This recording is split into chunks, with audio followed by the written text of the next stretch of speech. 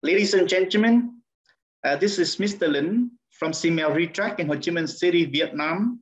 Good afternoon to my colleagues and friends from all around Vietnam. And good morning, Christina Kavat from Florida, the United States. Good morning, good afternoon, everybody. Good afternoon. Ladies and gentlemen, nice to meet you again. Welcome to the third webinar of the webinar series on professional development for English language teachers in Vietnam. Engage, empower, and excel ELT teaching and learning through digital tools and pedagogies. Hosted by SEAMEO RETRAC in Ho Chi Minh City, Vietnam, and sponsored by Regional English Language Office, U.S Embassy in Hanoi. The webinar series is delivered by Ms. Christina Kavat, RELO English Language Specialist from University of Central Florida, the United States. In webinars 1 and 2, we learned theories and the application of digital tools in teaching and learning. As you can see, the videos of the first 2 webinars have been posted on the Tech4Teach platform, and you can watch again to review the tools that you want to learn. And we encourage you to share the videos with your colleagues and friends within your network. Today, in webinar 3, we will learn about enhancing engagement and interaction in the English language classroom. I hope that you will enjoy the webinar and learn new methods to engage your students in your teaching. Ladies and gentlemen, please welcome back Ms. Christina Kavat from University of Central Florida. Christina, the next 2 hours is yours. Thank you. Thank you, Mr. Lin, and thank you, everybody. I'm so excited to see you all again.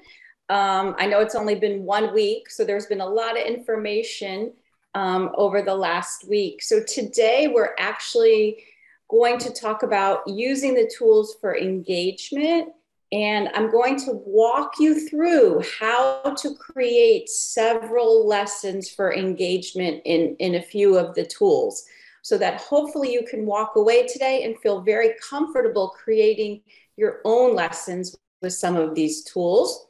We will also look at assessment and how can we assess how engaged students are.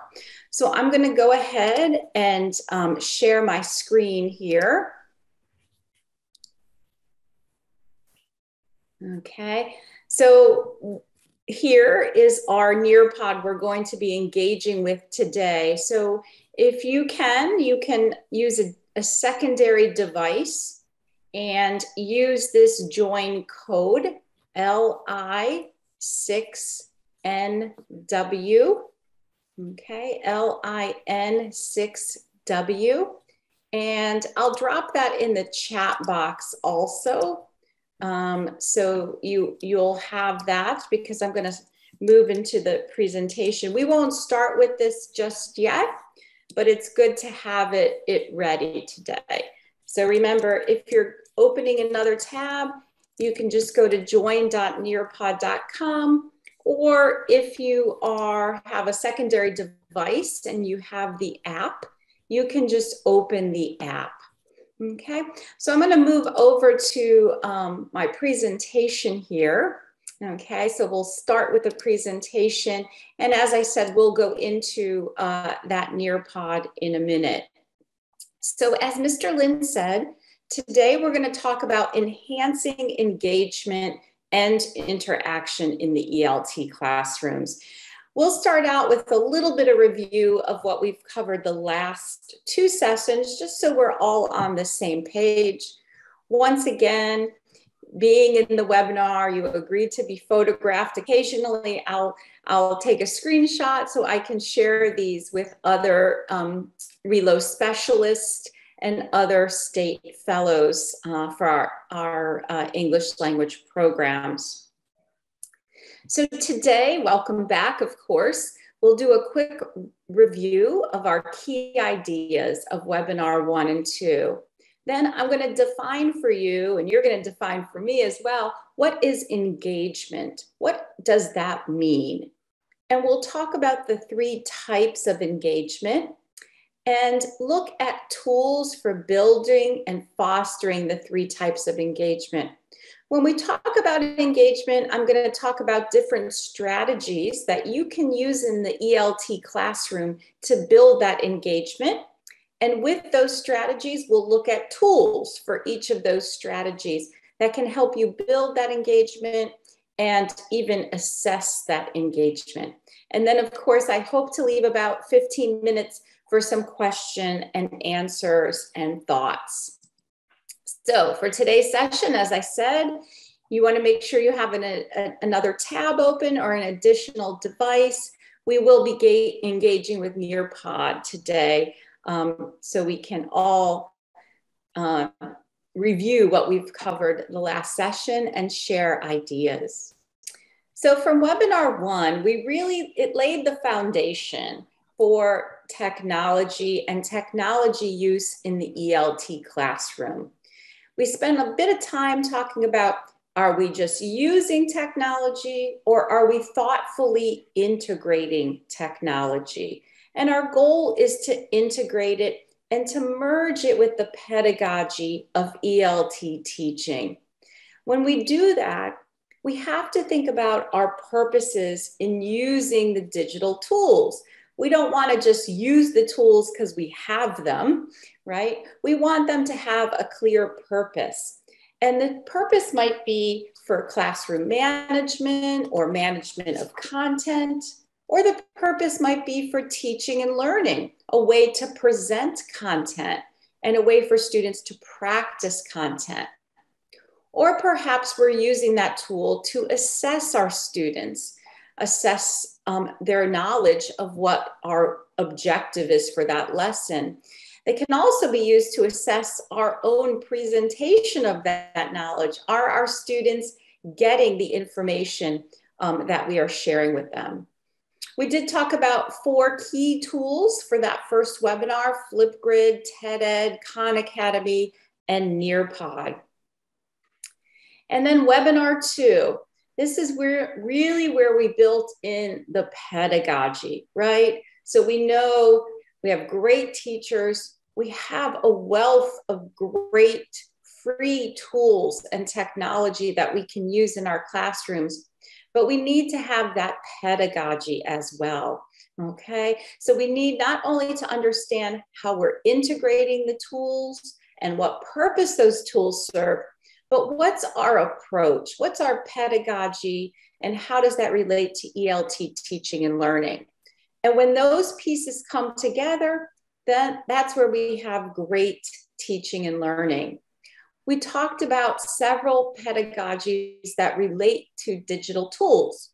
We talked about the blended and flipped approach. Blended being where we can teach in class, and then maybe our students are using technology outside of the class to reinforce learning. We also discussed flipped approach, right? And we know that FLIP is an acronym now, okay? And with the FLIP, we might be pushing content out to students that maybe they can work on outside of classroom and build their own learning, build that own remembering and understanding of Bloom's taxonomy. And then in class, making it very social, cooperative language learning environment where students get to practice, create, synthesize, evaluate. We talked about hybrid and high flex, where classes that are meeting in both environments. We talked about virtual learning environment where students might be learning just online. And then we lastly hit on live online learning, which is very much what we're doing right now, learning through Zoom, right? So we're going to Nearpod now, and I'm just going to escape out of this presentation and go back to our Nearpod here. And once again, this is our code, LI6NW. And I see about 42 of you have already joined, so I appreciate that.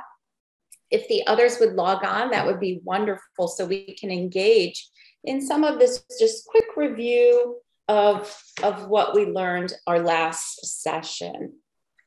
Okay, so I'm going to just X this out, but as always, remember that code is going to stay up here. Okay, so we see it in the blue. I'm going to hide some of our student names here so we can just be more anonymous. Okay, so in my classes, here's a little poll. What do you employ? Which of those pedagogies have you employed? And think about the last year or year and a half. Which of those? You can choose more than one. Okay, so I know many of us have used more than one of these pedagogies. So which ones have you used? Okay, and in a minute, we'll take a look at how you're all answering this. I'll give you a minute here to complete the poll. Okay, so I'm still seeing about 12% of you. Oh, there we go. We're going down a little bit. Only 11 haven't engaged yet, but no worries. Let's share that out. So you should see on your device where we are. We see about 30% of you are using blended learning. So really using some digital tools outside the classroom to reinforce or support instruction. Then about 21% of you hybrid learning, where we're doing both. We're meeting both face-to-face and online. Some of you, about 16.5%, flipped learning, and I love that, where you're pushing content out before students come into class. And then we have about 14.5% live online learning, just like we're doing right now. And only about 9% of you are using virtual learning, teaching just in an online environment. Okay, so you can see obviously blended learning, very big, where we're reinforcing, but we have some others there as well. So what I'd like you to do right now is, this is just a draw. Which tools are you most likely to use? So we've talked about many tools, but these 5 we really focused on last time. So which of these tools are you most likely to use? So put a number 1 by that tool you're most likely to use, and a number 5 by the tool you're least likely to use. And I will say these will be tools we're going to be looking at deeper today, and how to create a step-by-step lesson with, and also how to assess students' engagement as well. So these are the tools we focused on last week, and the tools we'll be moving forward with as well. So which ones are you most likely to use and least likely to use? So I see a couple submitted here. So we have Nearpod and Flipgrid and Padlet. Okay. And here we have Nearpod. I think it's EdApp, then Padlet there. Okay. So here we have Padlet, Nearpod, EdApp. Okay, this is very helpful for me. Nearpod, Flipgrid, Padlet, these seem to be the popular ones. Okay. EdApp, TED-Ed, Flipgrid there. Okay. So we have Nearpod, EdApp, Padlet there. Okay, I'm just going to scroll down and look at some of these different ones, so to get an idea of where we all are.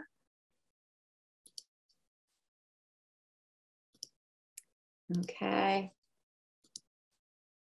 Okay. So I'm seeing Nearpod with great popularity here. I'm also seeing Padlet and Flipgrid as well. A lot of popularity with Flipgrid. So Nearpod, Padlet, Flipgrid. Okay. Here we go again. Padlet, Nearpod, TED-Ed. Excellent. Okay. So you can see that, you know, we've seen some real value in some of these tools, which I think is fantastic, because we're actually going to, as I said before, be building a little bit with these. So look at the equation. How can you build to great teaching? So how can you build to great teaching? Here's our equation. Great teacher, great technology, great pedagogy, great teaching and learning. So how can you build to that using some of our tools? I'm not sure why the rest of my text is missing there. How can you build to great teaching and learning is the question. So how can you build to it? What's your plans moving forward? Okay. And you can think if there's anything specifically that's occurred to you during our first two sessions here of something you would like to start incorporating. Okay, good. The aims of the lesson. We always have to think of our goal of the lesson. So knowledge, enthusiasm, creation, teaching aids, love it. You need time to prepare. Yeah, the base or level of students and the tools, using pictures and videos. Okay. So maybe moving into the new school year, you'll be thinking about, okay, I'm going to start out with maybe a simple Nearpod lesson. Okay, well-prepared contest, interesting tools. Okay, I love the continuous professional development. Yes, that's all beneficial for everyone. Well-prepared lesson plans, pictures. Yes, planning is so important. Passionate teacher, great cooperation with learners, plus good time management. Yes, well-prepared, clear lesson plan, using pictures. Teaching aid, love it. Draw pictures, video. Okay, students level and teachers preparation. These are all great ways in which we can build great teaching and learning. Okay, teachers' competence, enthusiasm, technology. Oh, there's another one with enthusiasm and creativity. Okay, pedagogy, knowledge, creation. Thinking about students' level in the pedagogy and the tools. And that's so important as well, thinking of the students' levels. Okay, strategic use of technology, yes. Some pictures, videos, creativity, enthusiasm, preparation, assessment plans before each class, great. Eliciting clips, videos on YouTube, okay, with explanation and examples. That's great. And we're going to see that, you know, we've seen a little bit that you can bring YouTube videos into several of these tools we've looked at. So if you have great YouTube videos that you already access, you can bring them in here. Clear instructions, objectives, loving, caring, creativity. So great comments here. So thank you so much for engaging there.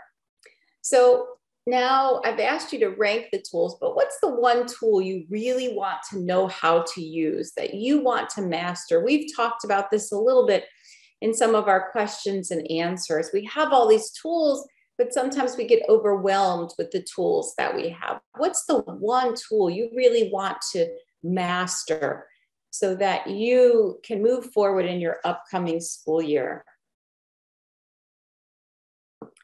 Okay, so I'm overseeing about over half of you almost half of you with Nearpod is definitely the one you want to master. And that's one we're going to be learning a lot about today, of how to build lessons. Okay, and next I'm seeing EdApp. I love EdApp because students, you can create for a mobile phone, for a tablet, for a desktop. And it's very engaging for students. And Flipgrid, about the same amount as EdApp. So yes, using Flipgrid. And then there we have TED Ed and Khan Academy. Okay, I think Padlet's not being chosen. I think a lot of you, from what I gathered already, are already using Padlet. So that may not be your new tool to engage with.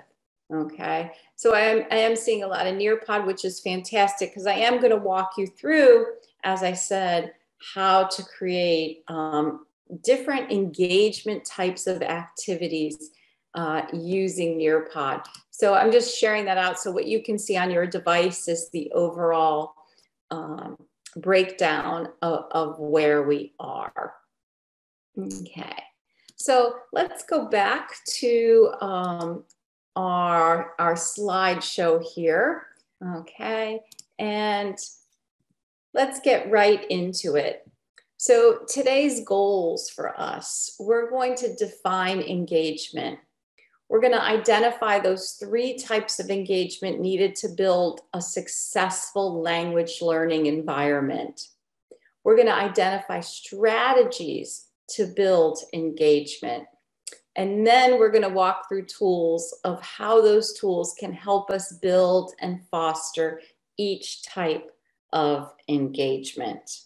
Okay, so first, to get started, we're going to go back to our Nearpod here. And I want you, for me, to define for me, what is engagement? How do you define engagement? Okay, what's your definition? So thinking of your classroom teaching, how do you define engagement?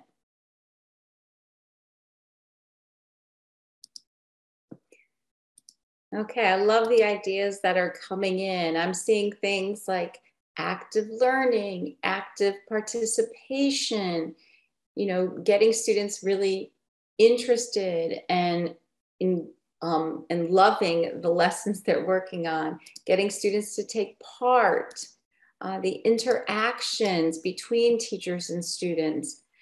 A lot of times I'm seeing the word active, which is great. Up the degree of curiosity, interest, optimism, passion students show. Okay, so you're going to see that's very close to my definition there. If students are active, positive, okay, effective, that they're contributing, that they're motivated, that there's active interaction. Okay, so some really great definitions here. Okay, of what we see engagement to be. You want students to feel happy and relaxed to study. Yes, that's actually part of engagement. And we're going to talk about that when we talk about our emotional engagement. Engage with students' interests. Yes, we have to make sure it's appealing to students. Okay, that it's appealing to students. It's great interaction. Okay, so I'll leave this board up for a little minute, but I'm going to actually switch back to our presentation here. Okay, so we all have various definitions of engagement. And this is my definition, which I did see up on the board there. It's also the definition that we find probably most often if you search online for the definition of engagement. It comes from a glossary on student engagement. And it says that engagement is defined as the degree of attention, curiosity, interest, optimism, and passion that students show when they are learning or being taught. And it extends to the level of motivation they have to learn and progress in their education. So there's so many key ideas here. So many key ideas here. Okay, so it's their degree of attention.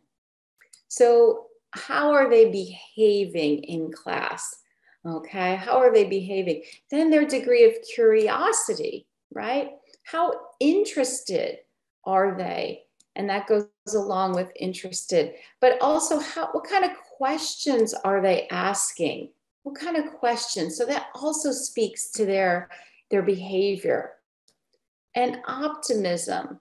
How do they feel about their own learning? Do they feel it's possible? Okay, so that has to do with emotions, as does the passion, right? It also has to deal with emotions, okay, when we think about the passion. So very, lots of several pieces here when we think about engagement and we think about what are all the pieces our students have to be involved in. Okay, so let's move to the next slide here. Oh, lost my mouse for a second. So let me, okay. Let me escape this just for a second. I'm not sure why my mouse is frozen here. We'll just, when all else fails, we turn it off and we're going to turn it back on in a second here. Okay. Okay, let's see where we're at here. I apologize. I cannot understand why my mouse is not wanting to cooperate. Okay, let's go there. There we go. Okay, so when we talk about engagement, we really have 3 types of engagement. Okay, and that was elicited to in that definition we saw. Okay, so we saw behavioral. Are they participating? Are they engaging in groups? Oops, let me go back there. Oop. Now my mouse is really behaving, right? Are they participating in class? Are they working in groups? Are they getting done what needs to get done? Then we have that emotional piece. So when we talked about things like passion in that definition and motivation, are they able to see relevance to what is being taught? Are they comfortable in class? And lastly, we have cognitive engagement. And this is what we think learning is, right? So that are they interacting with new content? And are they applying that new content and developing some learner autonomy? So 3 types of engagement. And as ELT educators, it's very critical that we build each one of these, and we do it thoughtfully, we do it purposefully. Okay, so let's talk about behavioral engagement first. Again, this is the engagement if our students are participating. Are they effectively working with partners or in groups? Are they raising their hands and asking questions? This is behavioral. So how can we build behavioral engagement? Well, the first thing we have to do, a strategy that we can use, is we have to make learning active. And many of you said that engagement is about making learning active. So what does that mean? Well, we actually the reason I did the review on Nearpod is for this, is to get you to be part of the group, get you to participate, right? And we did several different activities to do that. One of them was a draw it, where you simply just had to put things in, number them 1 to 5. But we might also just do something simple where students have to check.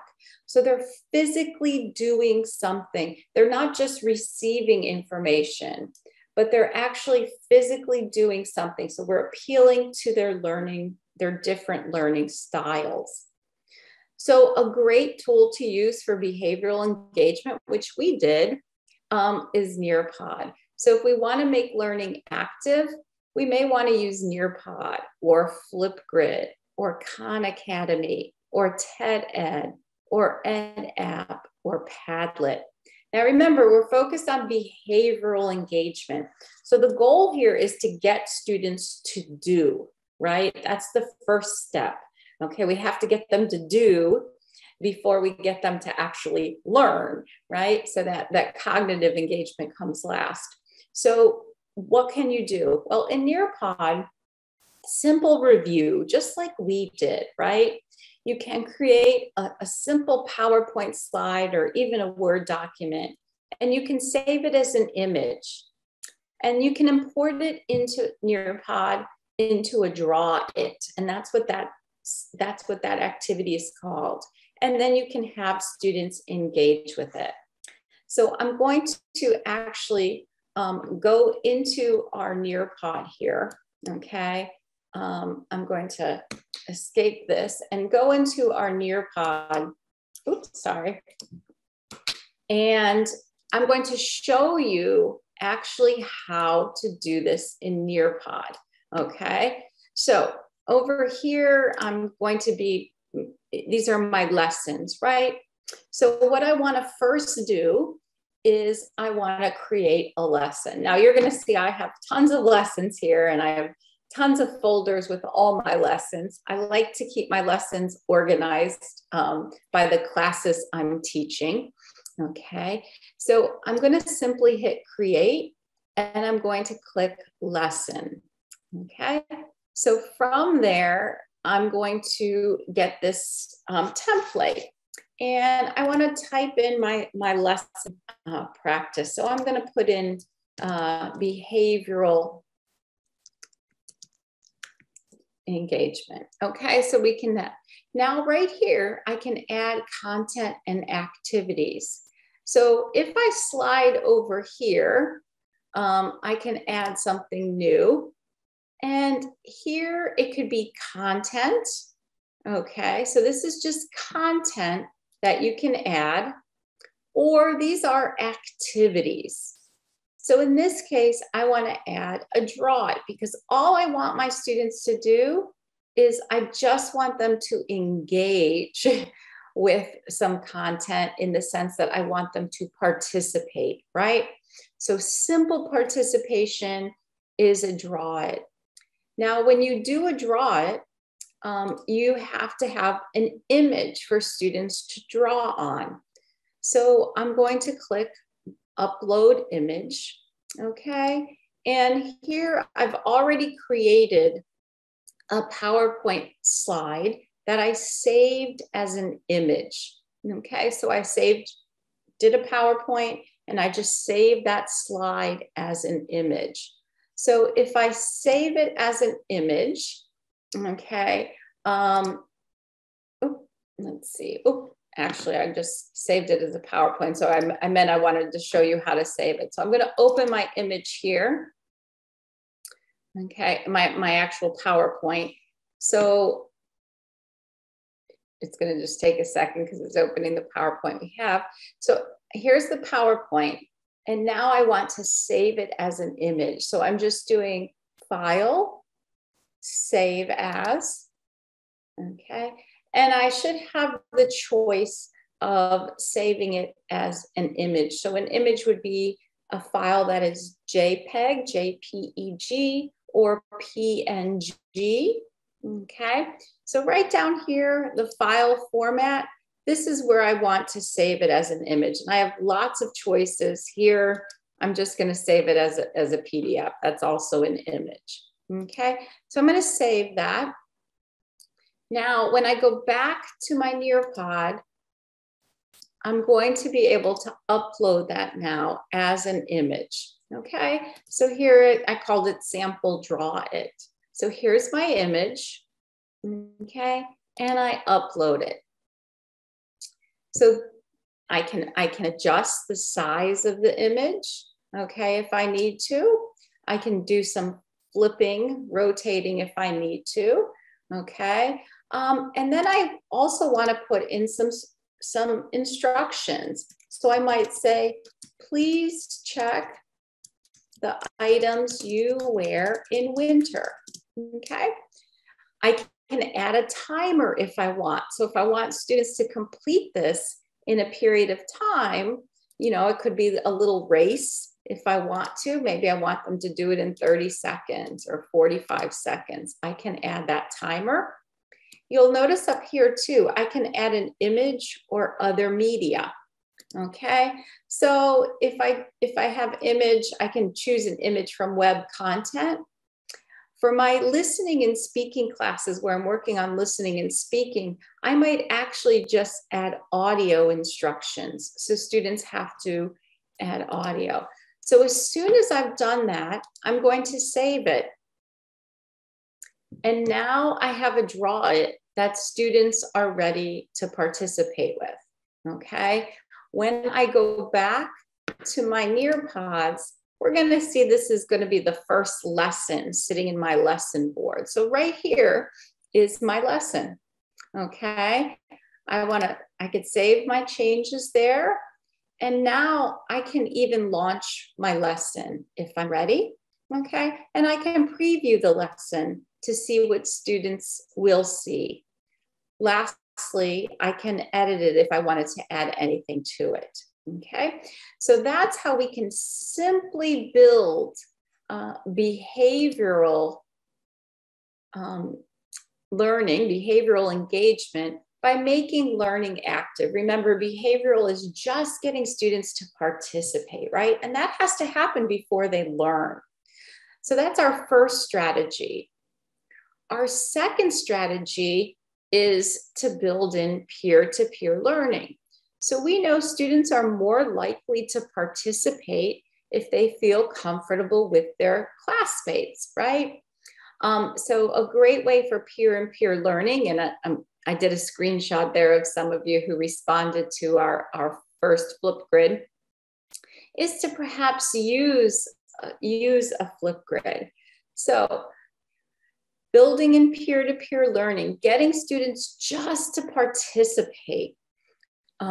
We can use tools like Nearpod, Flipgrid, Khan Academy, TED Ed, EdApp, Padlet, and now Flipgrid is now being called just Flip, okay? So how can you do this there?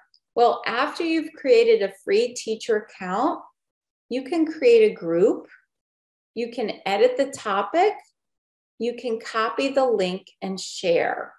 So again, I'm going to go into Flipgrid so I can show you exactly how to do that.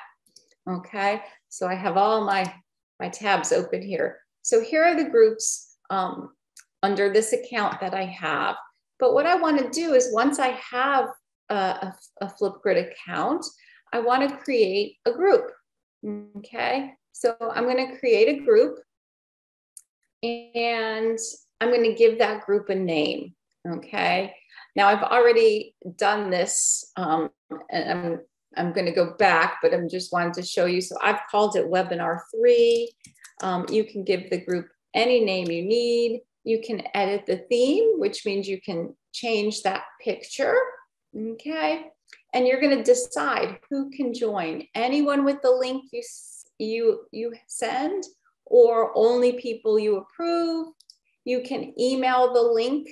Okay, so if you have a CSV with all your students' emails, you can do that, or Google Classroom if you use, or you can add a username. So once you do that, you're going to create your group. Okay, and now here's the link that's going to be shared with my students. So I can embed it if you're using a learning management system. Okay, you can embed it there. You can share it to Google Classroom, or you can just share it out. Okay, so this is the default Flipgrid every time you create one. Okay, so every time you create a Flipgrid, this is going to be the default template. Okay, but you can edit this Flipgrid. Okay, so if I want to edit the topic, I just clicked up there and it allows me to edit. Okay. So I might start out with, what did you do over summer vacation? Okay. And I might have my students say, using the past tense,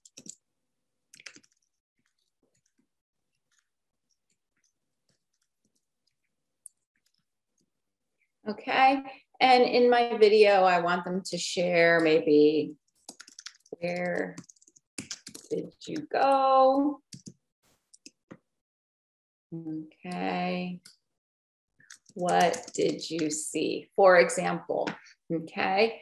I can change my topic media as well. I can even change the recording time, okay. If I wanted to add any attachments, maybe all the irregular past tense verbs, I can do that as well here. And then I would save my changes. Now I can share this out with my class. Okay, so here's the join code. Okay, and I can share it again, copying the link. Okay, and sharing it out that way. Okay, so very simple to create an environment where students could just participate using a digital tool. Yes, using Flipgrid to enhance your students' voice. You could make this just an audio or just a video as well. So I could upload an audio there, just asking these questions that could help build my students' listening skills as well. Okay, so again, building that behavioral engagement and really focused on peer-to-peer learning, because when students feel comfortable with their classmates, they're going to be more likely to participate, right?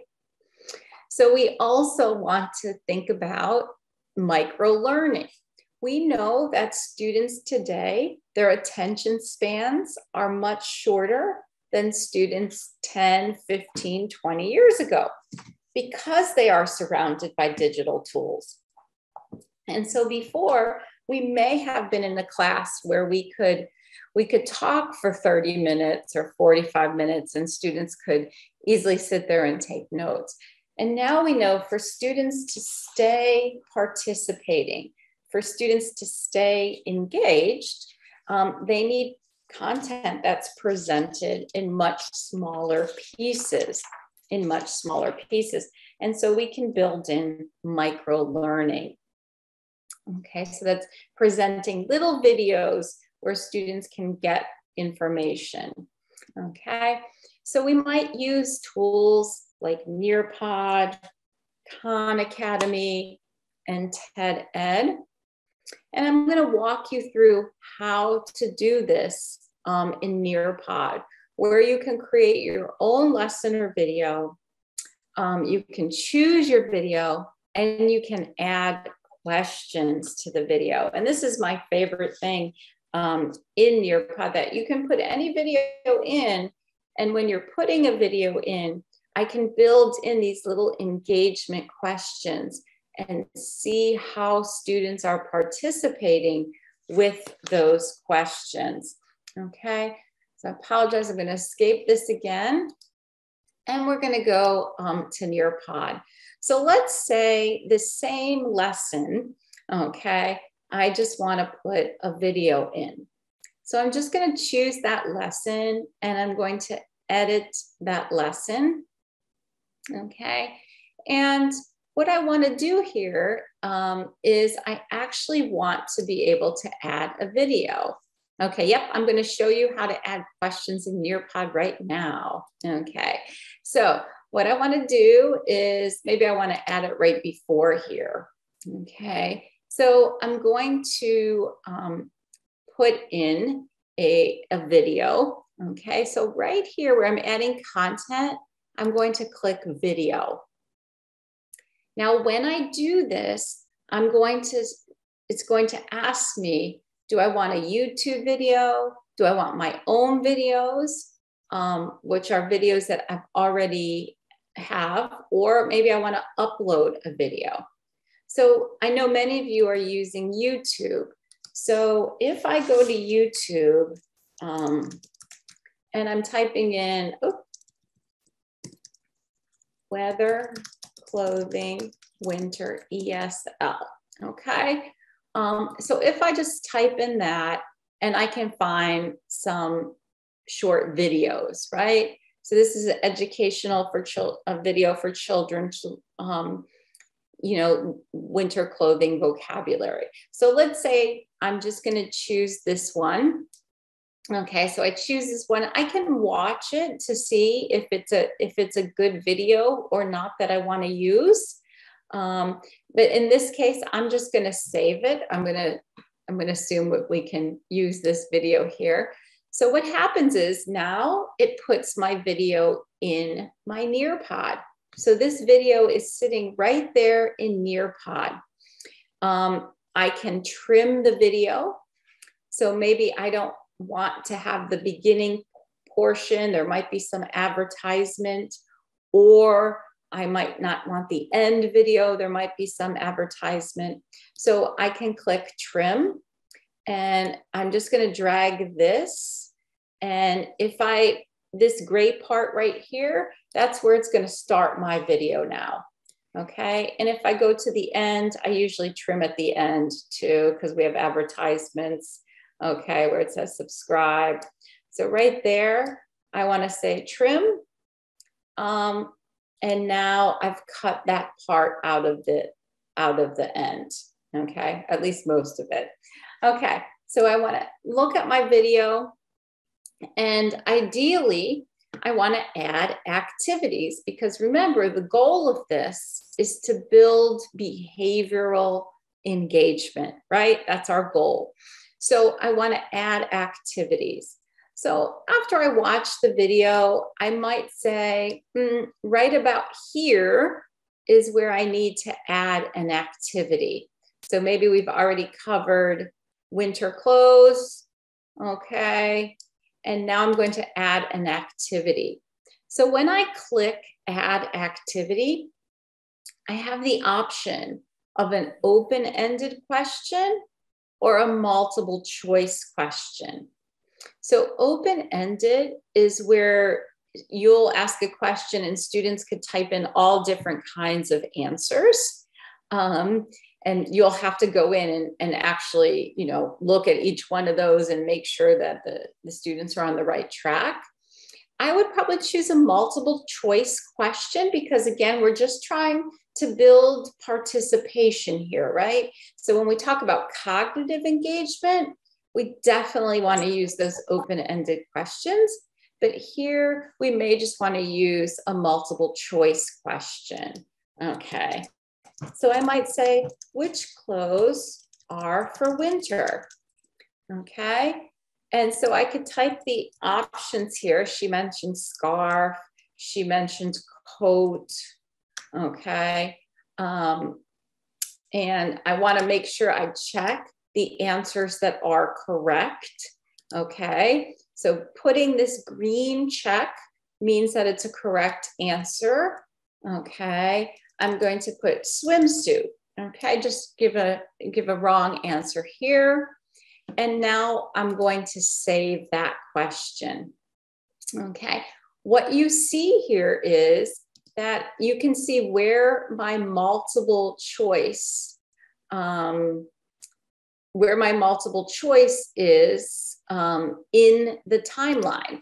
So that means when students are watching the video, okay, they're watching. When they get to this point, okay, they get that question and the video doesn't go on until they answer that question, okay? So I can place questions wherever I want. So I'm placing that one there.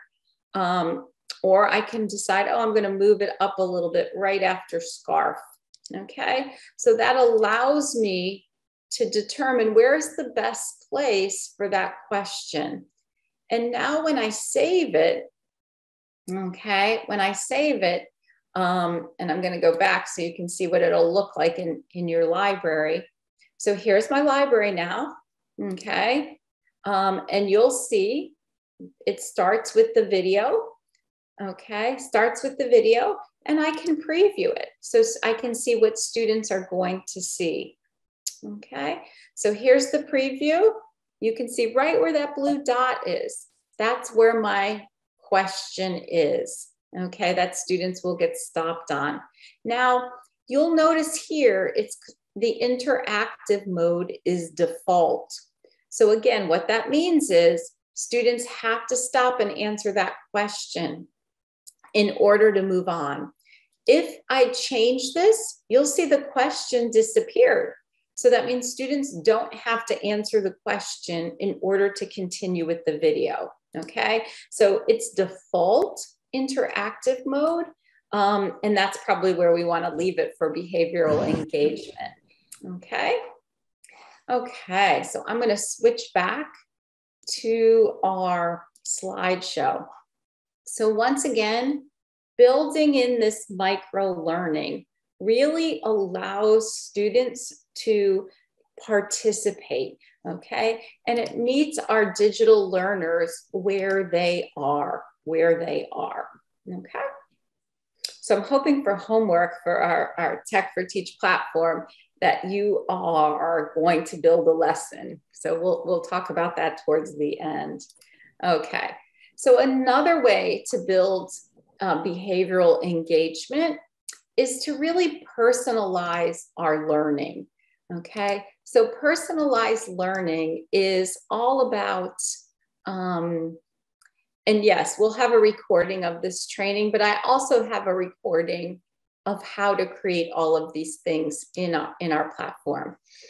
Okay, so personalized learning is really thinking about, using students in the lesson, right? So this is one of my lessons from my Writing 1 class, and I have a student named Ghazi, and I have a student named Hanan. Okay, so what I'm doing is I'm using my students' names. I'm using personal information about our class. For example, Writing 1 is in the classroom. Our classroom is big. They have a breakout 1 o'clock. Okay, I'm using things that students can relate to, can identify with, whether it's their name or something that we all have shared knowledge on. And as ELT educators, we know this is very, very important to personalize learning. And so one way we can do this is, is through using some of our tools like Nearpod, Flipgrid, Khan Academy, TED Ed, EdApp, Padlet. All of these tools, I can really personalize learning. So one thing I want to show you in Nearpod is how we can create a matching set with students' names, familiar places, and we can use images. A lot of you said pictures in the beginning when we talked about engagement. So we don't have to just use words, we can use pictures, okay? So if your students are open to having a picture of them, you can actually put that in our Nearpod as well. So let's take a look and see how we can do that. Okay, so I'm going to go back to this lesson right here, and I'm going to edit it, okay, because I just want to show you, we've seen a draw it now, we've seen a video. Maybe right here, I want to add an activity. And this is going to be a matching pairs activity.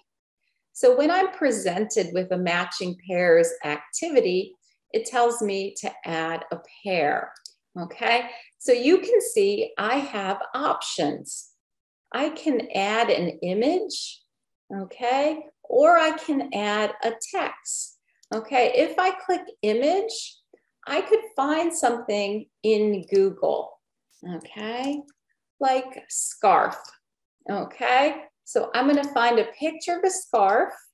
I'm gonna put it there. And now I'm going to put the word scarf, okay? So that's one pair students will have to match. I'm going to do another pair now. I'm going to put the word coat, but over here, I'm going to find a Google image for coat. Okay, we want to find probably a child's coat. So you see we have 59 million. So I'm going to go back and put children's coat so we can make it more appealing for our own students. Sometimes it asks you, oh goodness, sometimes you have to go through the verification. Okay, so here's a coat, right? Okay, so I'm done. So now I want to put in instructions. Okay, match the winter clothes. Okay, I can put in instructions. Once again, if I want, I can add a timer.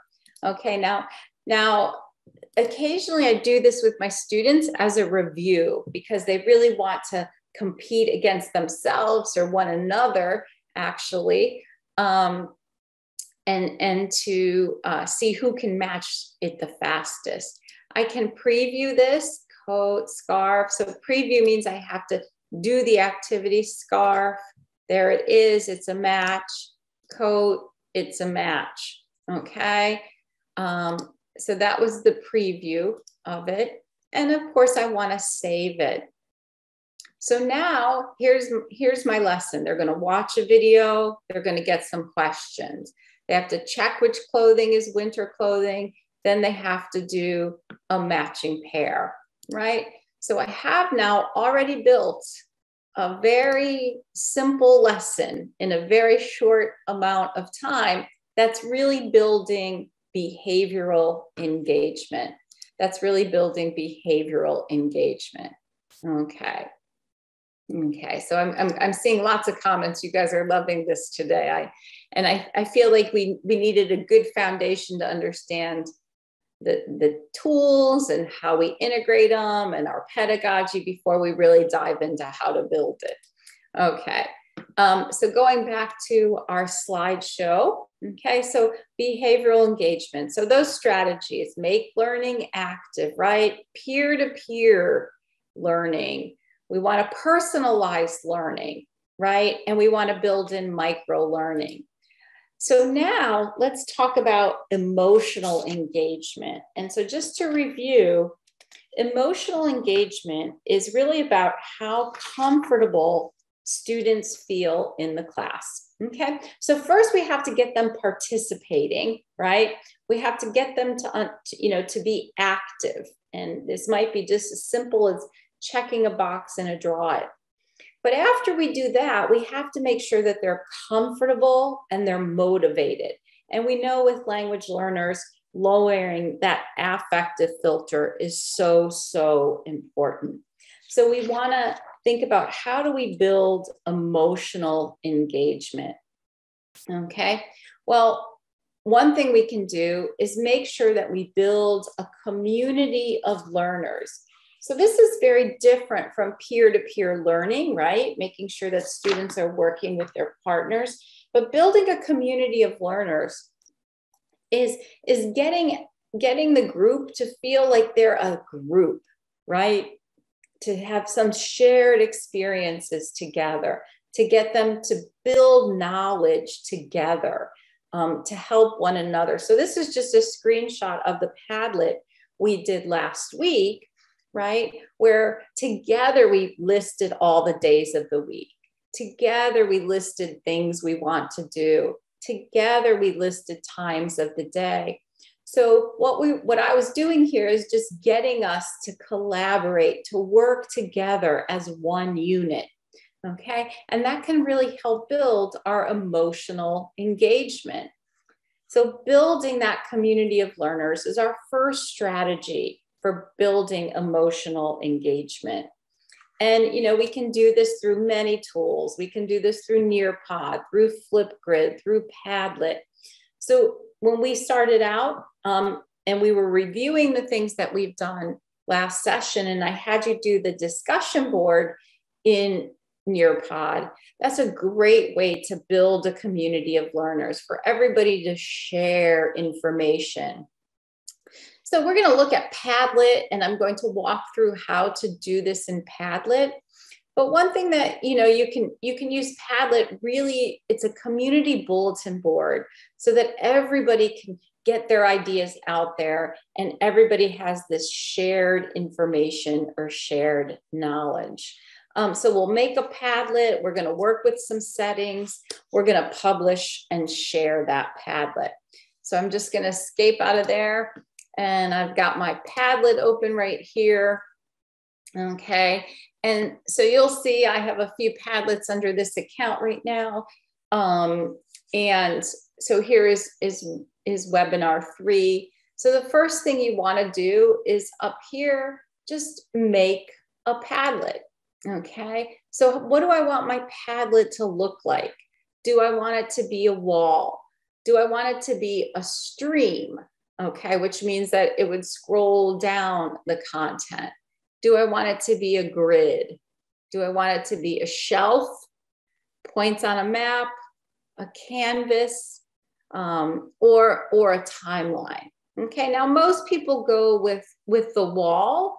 Okay, streams are nice too, as our grids. Okay, so we'll start with the basic, the wall. Okay, so that's starting my Padlet there. Okay, now you're going to see it defaults to a lot of things. So this is called my harmonious Padlet. Okay, but we'll call it practice emotional engagement. Okay, and you know, if we wanted to add an icon there, we can add an icon. Okay, we want everyone to be happy. Okay. This is the address that I would copy to the clipboard. And now we can think about appearance. Okay, do I want it blue? Maybe I want it some kind of texture. Okay, we have our pencils there for teachers. Okay, I could change the color scheme. I could change the font if I wanted to. Okay, so lots of things. Where do I want the new post? Do I want it to be first or last? What do I want my order to be? Okay, so after that, I'm going to start posting. So I can post whatever I want my students to put on the Padlet. Okay, and then of course I'm ready to share. And when I share, I can copy the link to a clipboard. I can get the QR code, excuse me. I can embed in the blog. Okay, so I have lots of options there. So if I go back to my own account here, you're going to see in this webinar one that I created to show you today that I placed a video. So it doesn't have to be just a text. It can also be a video. Okay, so I can place a video here as well. This is ED endings. So maybe then I want to edit this where then students have to put a video of what they did over the summer, right? So they listen to ED endings, then they might put what they did over the summer and they could post it in audio. So I have lots of options in Padlet for really building that emotional engagement. Again, it doesn't have to be, it doesn't at all have to be text. It can be video, audio as well. So you can get really creative with how you're going to build that emotional engagement. But the idea is that we're building that community of learners. So any space where learners can all contribute and have some shared knowledge together will enhance that emotional engagement. So that was our first strategy for emotional engagement. And we've practiced this last one quite a bit, where we use some collaborative tool that perhaps both our face-to-face and our online students could engage in as well. So this is just an example from one of my classes, but the reason I showed this example is because some of my students were sitting in my classroom with me and some of the students were online. And so it's really hard to build that emotional engagement and that collaboration among learners when you have students in different places. So, you know, Padlet can be real time, but we often don't use Padlet for real time. We often use Padlet over a course where students could add things. This is real time to get students engaged with one another. So if we look at how we can do this, using a collaborative tool that both face-to-face and online students could engage in, and we have tools like Nearpod, Flipgrid, and Padlet. So I want to continue with our Nearpod lesson, and we're going to add an activity where students can collaborate on the board. We'll post, we'll save, and we'll launch that lesson. Okay, so I'm going to continue with the lesson we've actually been building in Nearpod. Okay, so I'm going to go ahead and edit this lesson now. Okay, so imagine I have some students sitting in class with me, some may be in a virtual environment because maybe of COVID. So what I want to do is I want to add an activity here, and I'm going to add the Collaborate board.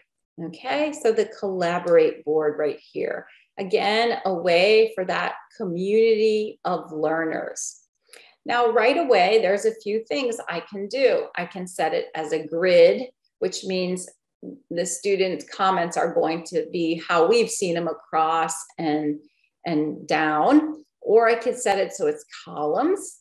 Okay. I also have student options, which are really important. Do I want students to see each other's names? Okay, if I'm building emotional engagement, I probably do, okay? Now for cognitive engagement, in which we're gonna hit next, I probably don't want students to see each other's names. Can students edit their responses, on or off? Do I have to approve students' posts? That means, do I have to, as the teacher, say okay before it goes up on the board? That's your choice, and I guess it depends which grade you're teaching, right? If you want to approve students' posts. Can comments be made? Okay, and then do I have to approve the comments? Okay, then I have media types. What kind of media do I want my students to be able to use? Okay, do I want them only to put up images? Okay, if I want them to put up only images, I'm going to turn everything off. Okay, now if I want them to put up a video, that means I'll turn everything else off. If I want them only to record audio, okay, because it can be an audio posting, everything else would be off. And then we have GIFs as well. Okay, but for our purposes, I'm going to leave everything on. Okay. I'm going to add an image or audio here. So I could actually record an audio with their audio recorder. Okay, so I'm going to try this here. I'm going to record a quick audio because I want that message for my students to be in audio. So I want them to listen to it. So it's going to ask me if I want to allow my microphone. I've just recorded that audio and I'm going to save it. Okay, so I might tell my students, listen to the audio. Okay, listen to the audio.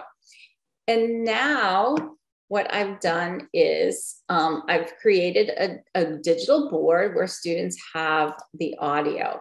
Okay, I also have the option here to change the background. Okay, so you can choose any kind of background that they have here for you. And you can even add your own backgrounds with different memberships, okay? For the free one, you get a few backgrounds here, okay? So I can change it to this background or this background. So again, when I'm ready, I wanna save it, okay? So now let's look at the lesson that we're actually in the middle of creating. We have a video where students are going to answer questions.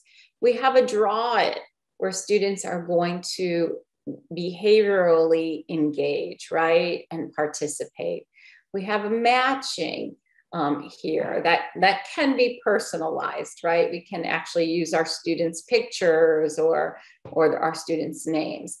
And now we're building some emotional engagement by getting the students to form a community of learners with our Collaborate board. Okay, so quite simply, we have 5 slides already where students are building both behavioral and emotional engagement. So I'm just going to save those changes there. Okay, moving back to our slideshow, right? So our 2 strategies here for that emotional engagement are making sure that we have we're building a community of learners, right? We're building a community of learners and that students feel comfortable in the environment. So our next strategy is to build in gamification or races. So, students love to compete against one another. And, when we race and we have some gamification, that really helps build their emotional engagement in the class. They feel very comfortable and they'll be more likely to take some language risks. So how can we do this? Well, in Nearpod, Quizlet, Kahoot, Socrative, and I know you all are familiar with Quizlet and Kahoot, I've seen in our other sessions, you have the option to create some kind of gamification or race for students. So I'm going to walk you through how this happens in Nearpod because we've been building a Nearpod lesson. So we're going to create a lesson. We're going to add an activity. Our activity here is going to be time to climb. It's their gamification or race activity. Then we're going to post, save, and launch our lesson. So I'm going to go back to our lesson that we've been building. I'm going to edit it here. And then right here, I'm going to add an activity. And this activity is going to be called a time to climb. So this is their gamification, their race that they're going to be participating in. Now, when I do this, I have a whole library of content for me, but I'm going to make my own. Okay.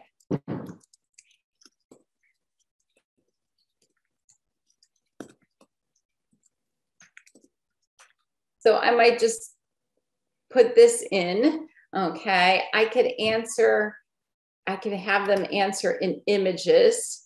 So I can select an image here. Okay.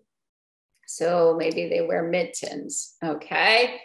And that's my correct answer. So again, just like we saw with the multiple choice, we want to make sure we put that checkbox. Maybe I'll just put scarf here just to put a wrong answer.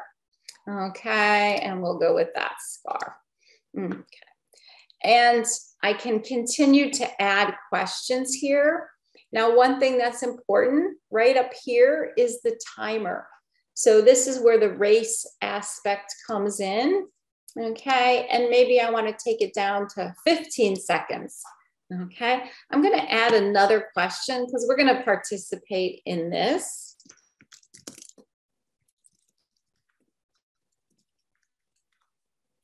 Okay, and these are going to be images too. Okay, so I'm going to put gloves. This is not going to be our correct answer. Okay, and then I'm going to put scarf. Okay.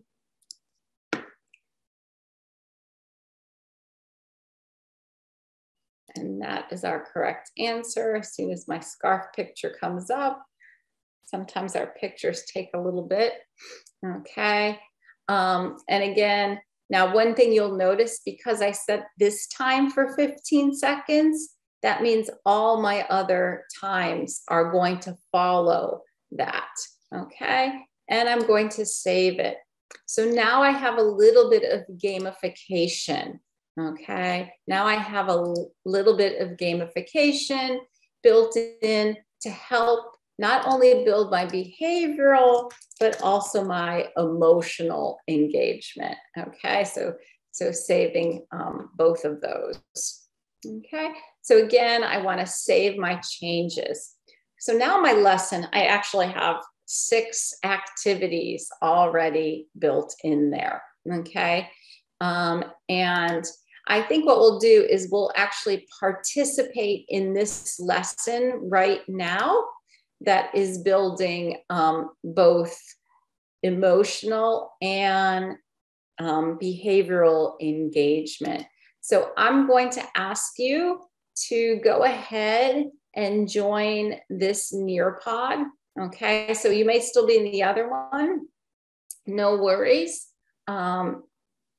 Just go ahead and join I7PNV, and we're going to experience this lesson we just built as a student would experience, noticing how it's building both that behavioral, where we're getting students to participate, but also that emotional engagement where we're getting students to feel really comfortable with learning and that community and building those community of learners.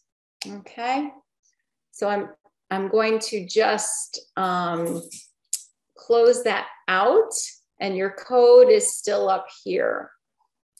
Now, one thing as the teacher, you're going to see that you get this. This is a video. So if I'm launching this in class, it asks me as the teacher, do I want to play the video on my device, or do I want each student individually playing their video? So if I'm in class and all my students are with me, I choose to play the video so that I could set the pacing. Now, if I'm launching this and I want students to work on it and really interact with it on their own in either a blended or flipped environment, then I want to choose the students play the video. Okay, so I'm just going to click continue. Now, keep in mind, we really didn't look at this video that we put in here. But I'm going to just start by sliding it over to this question. So you all have to answer the question. So just try this question as a student. Okay, so you can see how you all had to do that question. I can't move on to the video. As the teacher, I can move on, but I can also share out the solution, okay, to the whole class so that they can see the solution. So when I share out the solution on your device, you should see the correct answers. Okay, you should see the correct answers, and I can unshare that as well. Okay, so that gives you a sense that we can play the video, we can get a question. Let's go to the next one. So again, this one is timed. You only have 45 seconds. Right? And again, we're building our behavioral engagement here, just getting students to participate. So you can see the time is ticking in the upper right-hand corner. As students, you see that as well. So if your students really like the games and the pressure, it's good to set a time in here for them to participate. Now remember, you don't have to put the time in here, okay? So there doesn't have to be a time set. You can just leave it open. So I'm seeing some of you already have submitted it, okay? And when it goes down to 10 seconds, you may have noticed it turns red to kind of warn the student, okay? Now the time is up.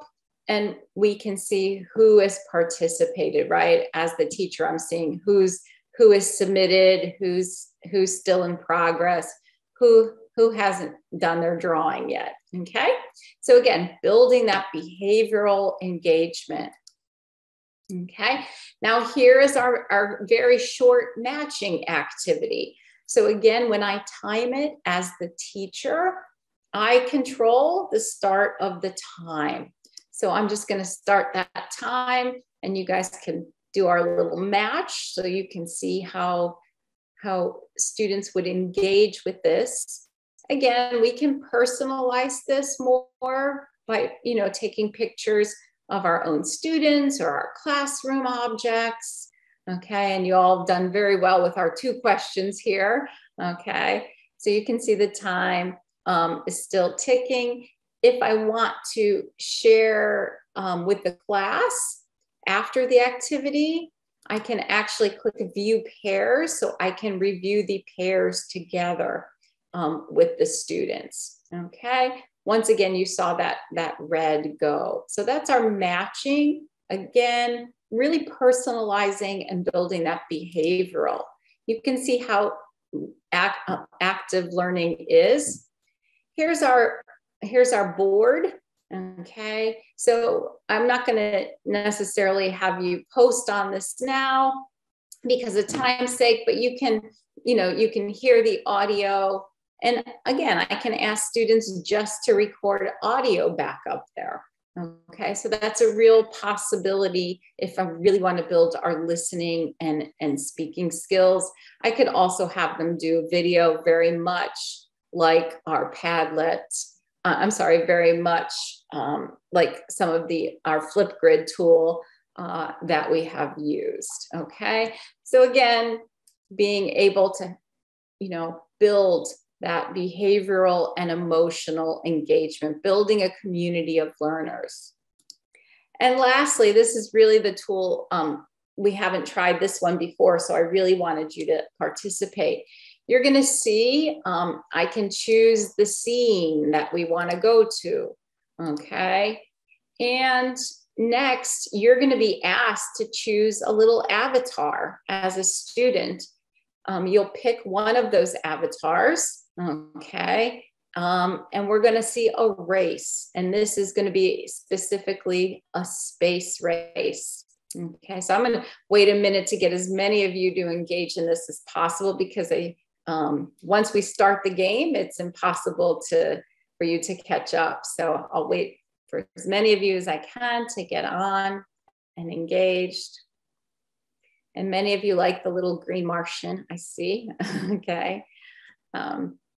Okay. So as the teacher, I will hit start game. And the idea is that students not only get the correct answer, but get it quickly. Okay. So those with the correct answer the fastest actually win the game. Okay. So just a few more seconds here to get started. Okay. I'm going to go ahead and hit start game now. Okay. And you'll be prompted with the question.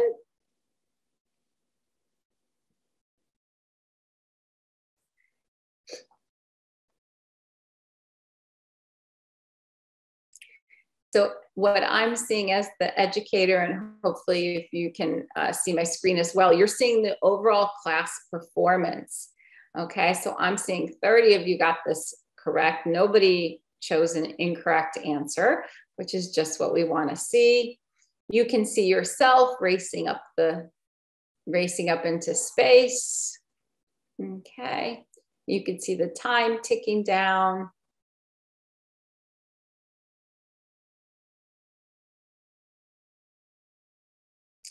Okay, so we see 32 of you got this correct. Now what we're going to see is the results of the class.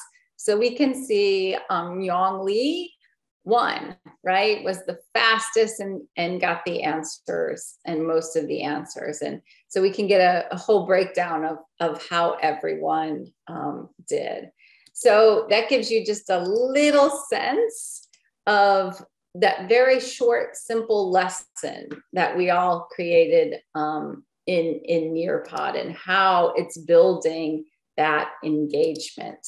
Okay, so let's move on to cognitive engagement. So we've had behavioral, are students participating, right? And we need them to participate. And once they're participating, do they feel comfortable in that environment? And once they're participating and they feel comfortable, now the big question is, are they learning, right? And so for cognitive engagement, we really need to scaffold our content, which means we need to start with the remembering and then go to the understanding and applying and analyzing and evaluating and creating. So when we present new content, we want to build in activities for each one of these. So a lot of times what happens is we'll teach something and then we'll ask students to immediately create with it, right? Where we need to make sure that we scaffold content. So the way we can scaffold content is we can use tools like Nearpod, TED Ed, and Khan Academy. So I'm going to show you in TED Ed how you can create your own lesson by adding your own video or using an existing video, how you can add and modify questions, and how you can publish and share that. So what we've been doing a lot of Nearpod, we're going to jump over to TED Ed. Okay. And so here's my TED Ed, and I'm going to go to my lessons right here. So here are all my lessons that I've actually created in TED Ed. Now, some of them are using TED Ed videos, and some of them, like this one, is using my own video. Okay, so if I want to create a new lesson in there, okay, I'm going to have this button right here, create a lesson. Okay, so I want to click that. Now I'm going to either search for a YouTube video, or I can add my own video. Okay, so I'm just going to add, let's see if this comes up in YouTube. So right here is my, these are all my videos in YouTube. Okay, so right here is my ED ending. So I'm gonna use this video, okay, and I wanna continue with it. So I'm choosing that video, and this video is going to be the basis of my lesson, okay? So I will have, let's begin, okay? I will say, watch this video for ED endings. Okay, I want to save that. Now think, do I want to add multiple choice questions, or do I want to add open answer questions? Well, I prefer the multiple choice question here.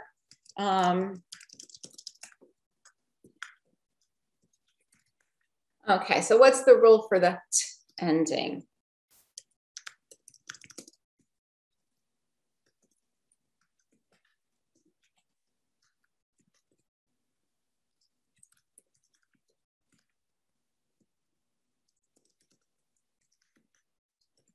And I'm just typing it in.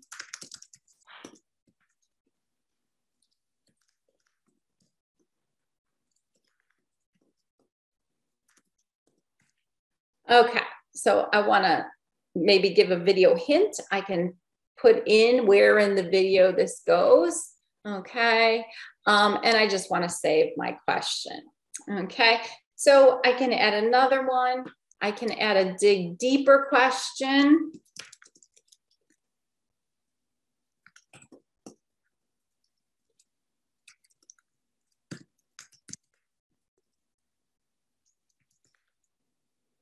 Okay, so they're going to have to answer that. I can have a discuss question and a finally. So when I'm ready, I just want to publish this video. Now that I've published it, it asks me, do I want my students to have TED Ed accounts, or they don't need TED Ed accounts? So when they don't need TED Ed accounts, anybody can access your lesson. So I'm just going to share my lesson. I would copy it. Okay. And my lesson is published. So now here's my lesson.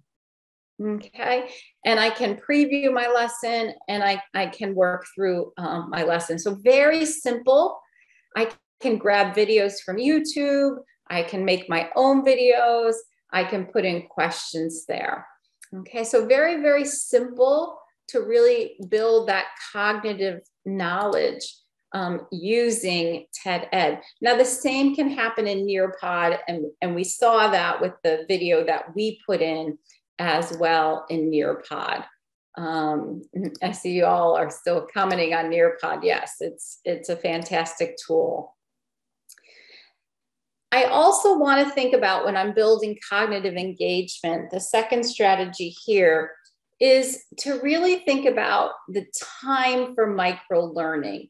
So while we put that lesson in Nearpod and we just put a question anywhere, we really have to think about what we call chunk, chew, and check. Okay, I know, crazy English here, right? Chunk, chew, check.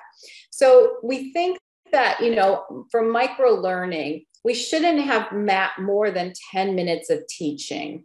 And then we need to give time for students to chew on it, to really think about what's been taught. And then we need to give time for practice. Okay, so it's chunk, chew, check. is a technique that we've learned, that we use a lot when we want to build cognitive knowledge. We want 10 minutes for teaching, a couple minutes for students to chew on it, and then 10 minutes for students to actually practice it. So when we're building cognitive knowledge, this is about the time it takes for students to actually acquire information. 10 minutes of your teaching, 5 minutes to kind of play around with the content in their head, and then 10 minutes to practice it.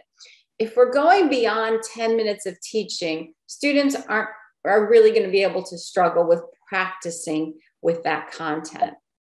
Okay, so how can we do this? Well, again, we can do this in Nearpod. And we've seen a lot of it in Nearpod already, where we can create that lesson, we can add the video, and then we can create these checkpoints where students get questions. But the other thing we can do is we can ask students to do a think, pair, share, where they work together to solve some question. And then we can assess them through some other kind of activity. Okay, so I'm not going to show you that one because we did see how to put in a video and we did see how to put in questions. But before we engage in sharing, well, actually, yeah, let's share out. So we saw a lot today, okay, on emotional, behavioral, and cognitive engagement. And before I talk about how we can see students' level of engagement, how we can assess it, if you just go ahead and type in the chat box any thoughts that you have, and I know some of you have already been chatting a little bit with some of the things that you saw and how strongly you feel about the tools that we've been using, but any other thoughts on behavioral, emotional, cognitive engagement and the tools? Okay, I think because of time, we'll just move on and we'll talk about assessing engagement a little bit. So, you know, all these tools are great, right? And we know as ELT educators, we need to make sure our students are participating, they're motivated. We have to make sure that they feel comfortable in class to use language. We have to make sure they're learning. But how do we really measure engagement? How do we look at how engaged a student is? Well, the great thing about these tools is the reporting functions that they have for us. Okay, so for example, in Nearpod, we have several reports. And this image that you're looking at just overall gives me the general participation of my class. So if I look at this, I can see 65 of the students answered the question and 35 skipped the question. Okay, so I'm going to go into some of our reporting tools that we have so that you can gain a better understanding of how you can really measure engagement. So I'm going to slide over this way, and you'll notice right here, I have reports. Okay, reports. So in the reports, this is where I can actually get an assessment of student engagement. So I'll just look at the one that we did together. Okay, so I'm going to just pull up this behavioral emotional, and you'll notice I had 38 of you that were actually participating in it. But right here, this hot link actually tells me the overall report. So right here, my general participation, okay, about 70 questions were answered that were put out. Now, these are the total questions that were asked, and about 30 of you skipped some. Okay, well, that's good. Now I can dig in this report a little deeper, okay? And those of you who participated, thank you very, very, very much. And I'm sorry, we see your names here, yes. So you can see right away, if I look at Benny here, Benny did 100% of the draws, did 100% of the matching, did the video multiple choice. Overall participation was 100%. So I can see each individual student and what they engaged in and what they didn't engage in. Now I can take this down even more. I can look at it by activity. So if I look at this activity, who was able to match the winter clothes? I can see how many times, how many matches were made successfully, and how many tries were there. Now this was very, very simple, but I can see if my students were trying 10 times, but they only made 2 matches, I can target my teaching. That means they struggled with that a little bit. I can also see who completed the activity. Okay, so I can really dig down very deep into the level of engagement. Now I can download this report if I want. And you know, when I talk, I might use it if I talk to some students and say, okay, what was difficult for you here? Okay, so in the draw, I can do the same thing. I can look at each individual student's draw. So if, for example, a student didn't do it or they had the wrong answer, I can work with the student on that, okay? So I have very good reporting information. So these are all, this is just my own class yesterday, okay? So I had 6 students participating. So you can see, I can get a sense right away of who was engaged and who was not engaged, okay? So these are my own students, and these are, they had to write topic sentences. So I can see the topic sentences that each one of them wrote, okay? So really, really good, strong reporting tools there, okay? Really good reporting tools.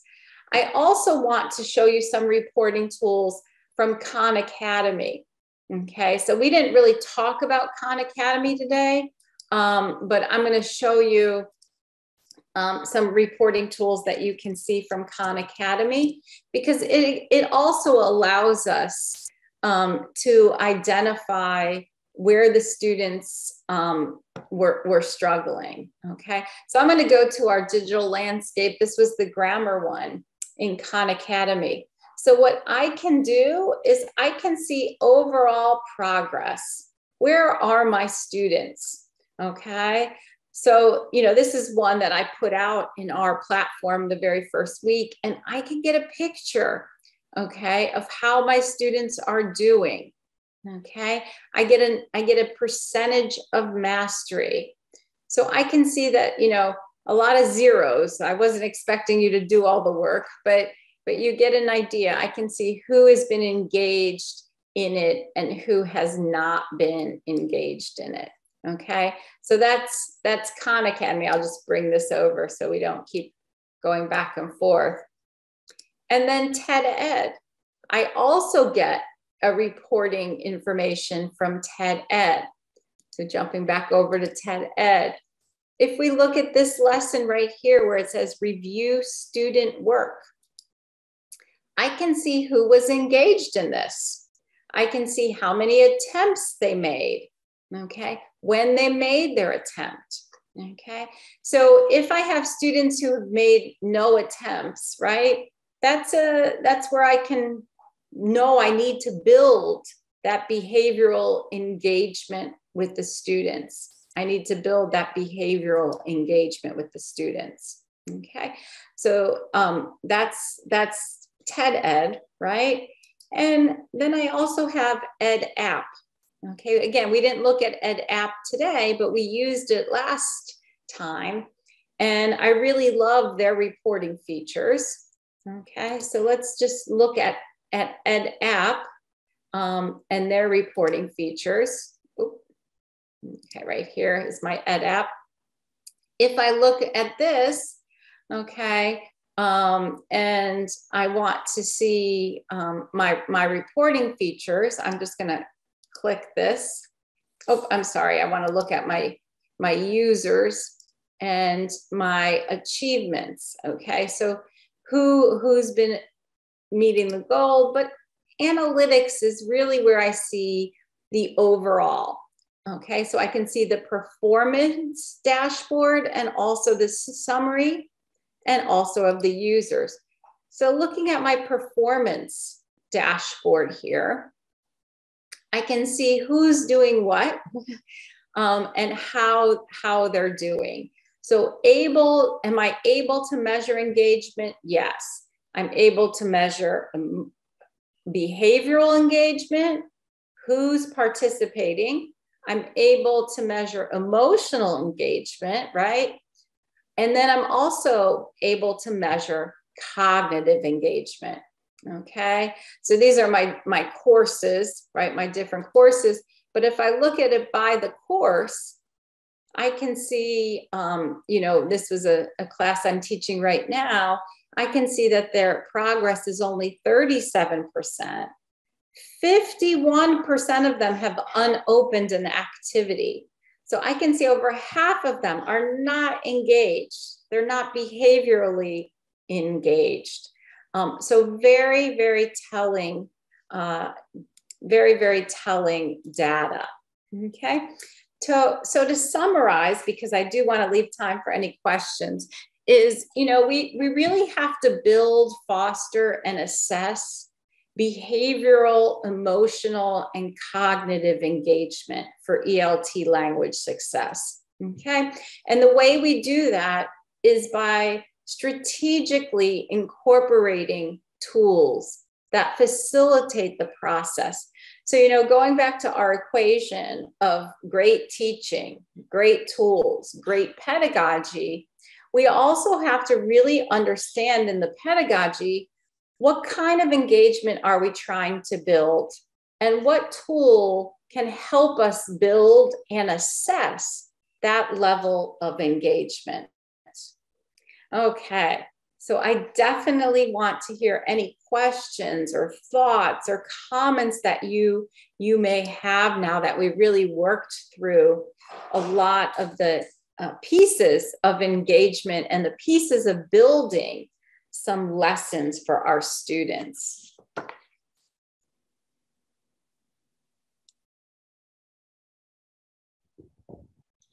Thank you very much for your sharing. I am really into Nearpod and TED to make my own lesson. I have a chance Nearpod and Flipgrid. Yeah, but with the TED app, so I haven't tried yet. So I will practice it in the future. That's great to hear, because there's a lot you can do with TED Ed. There's a lot of great videos they have that you can edit. And I do have in our Tech for Teach platform how to do that. Okay, so there are some videos in there that show you how to build those lessons. I'm really hoping that over the next 2 weeks, you all try to build a lesson. And you can share it out with us in the Tech for Teach platform. Oh, thank you very much for this instruction. I am waiting for it. Okay, so I'm seeing some questions here. Okay, so some of you are using Nearpod already. Great. Do students need a Nearpod account? No. They can download the app for free. Okay, they can download the app for free, just like you downloaded it when we engaged in lessons. I see lots of questions about paying for Nearpod. Nearpod has a free account for teachers. So everything I showed you today, you can do with the free account. Now, you can only house so many lessons. So the thing is, as you create a lesson, I forget how many total lessons you can have. It's a good number though. You may have to delete some lessons to add new lessons, but everything I showed you today, you can do with the free account.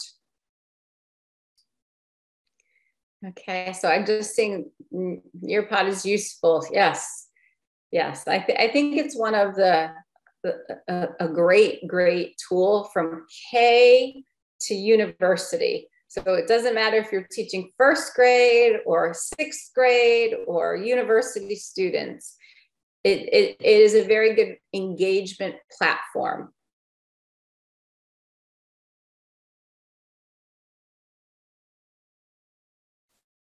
No other questions. I did put a good bit of material up in our platform, so I do hope you engage. There's a little quiz for you to take this week.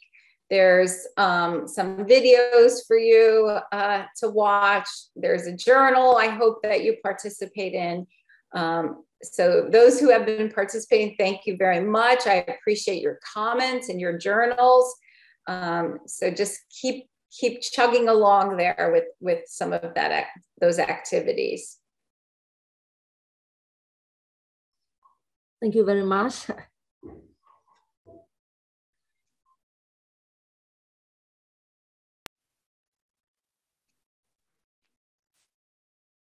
Nothing else. We still have about 10 minutes. I wonder if any of you have questions for Christina. I think this is a great opportunity for discussion and sharing your thoughts from different contexts. I see teachers from all around Vietnam, from the north like Sơn La, Lai Châu, to the central highland like Kon Tum, Gia Lai, to the south like Đồng Tháp.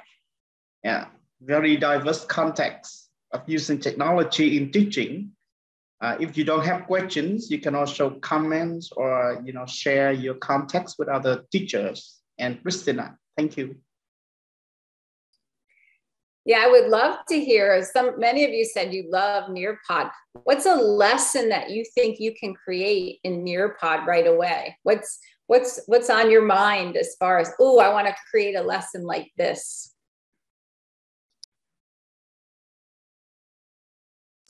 Okay, I do see a question about EdApp. It requires you to download the app. Actually, when you create a lesson in EdApp, you have to use a desktop. That's the best place to create the lesson. And you have an administrator panel. And maybe next time, our next webinar, I will take you through how to create a lesson in EdApp.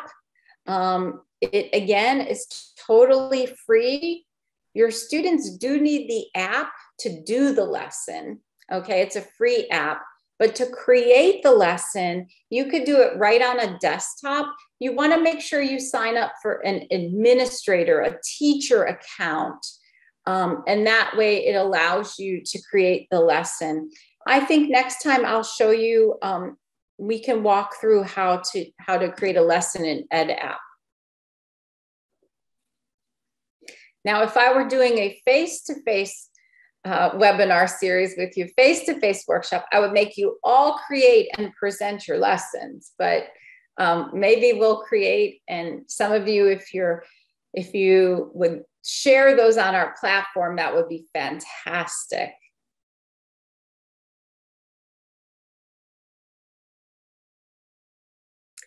Yeah, some of you are commenting on, just getting started. Nearpod is probably the easiest one, I think, to use and get started with. I think it's, you saw we created a 6-slide simple lesson, but a very engaging lesson with video, with audio, all within our time period today. So very simple tool to get started with.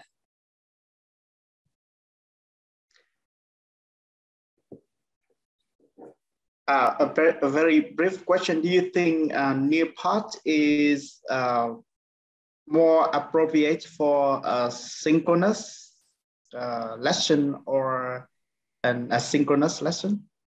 Great question. So I think Nearpod, if you notice when you do a Nearpod lesson, you can launch it live for synchronous, but you can also launch it for asynchronous. I think it depends on the content you put in there.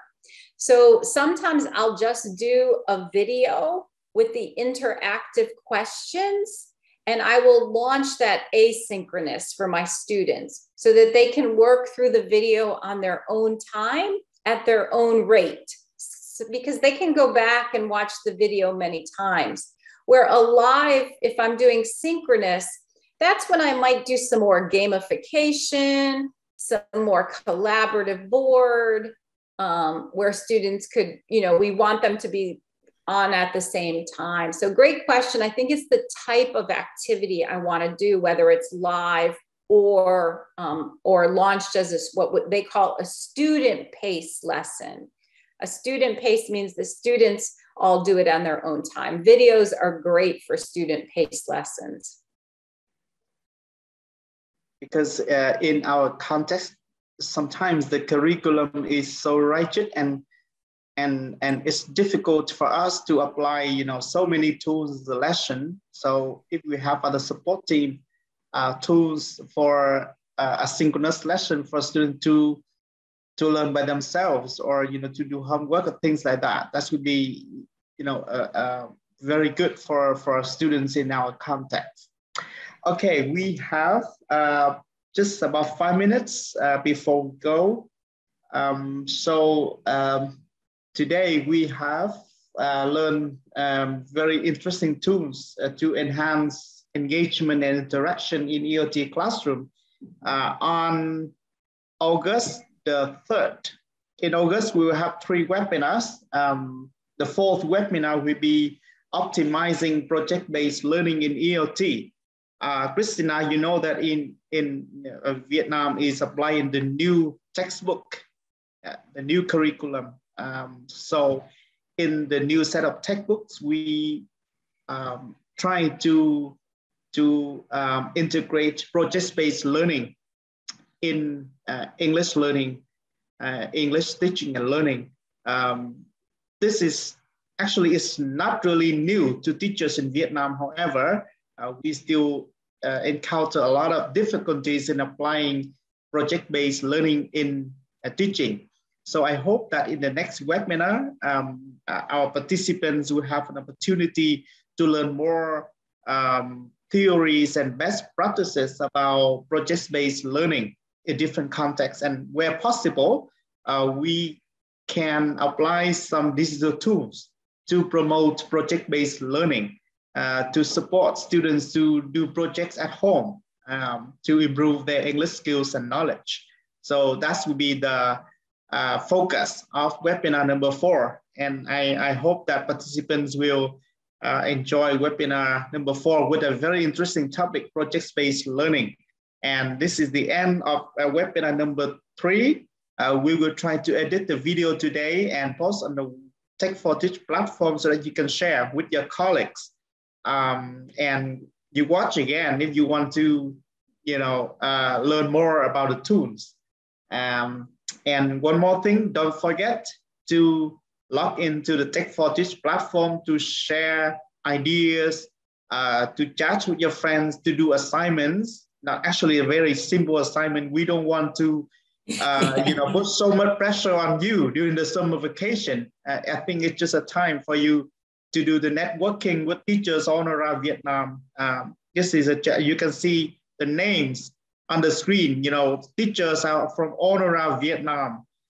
So it's a good chance for you to get to know each other.